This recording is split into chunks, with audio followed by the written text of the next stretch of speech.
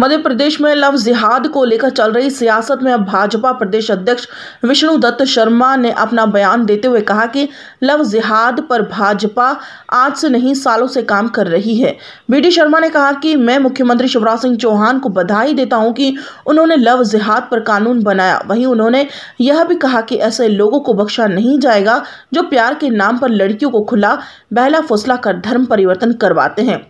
इसी के साथ उन्होंने यह भी कहा कि एक अंग्रेजी अखबार में खबर छपी के अनुसार अगस्ता वेस्टलैंड हेलीकॉप्टर डील के अंदर पहले इस देश के अंदर एक नाम की चर्चा थी,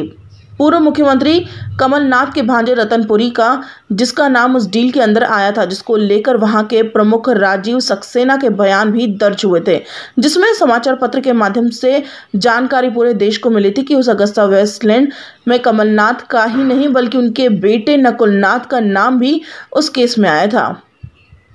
नेशन टुडे के लिए भोपाल से संजना प्रियानी की रिपोर्ट। देखिए, इस प्रकार की घटनाएं मध्य प्रदेश के अंदर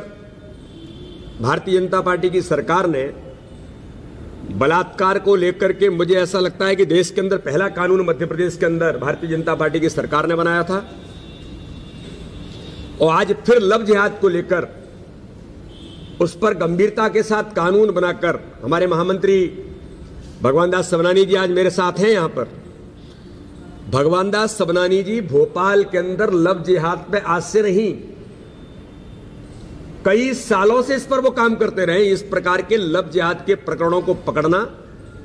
और ऐसे लोगों को सींचे के अंदर पहुंचाना, इस काम पर लगातार उन्होंने काम किया है भारतीय जनता पार्टी के हमारे नेता ने। तो ऐसे एक नहीं,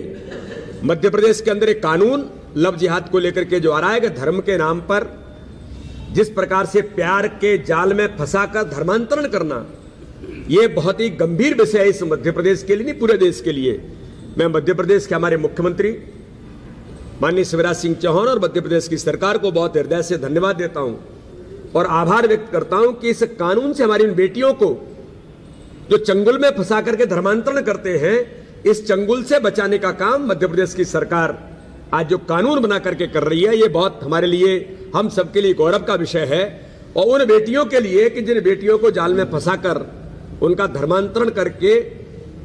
उनको जिस प्रकार से प्रताड़ित करने का काम तथा कथित ये लोग करते थे,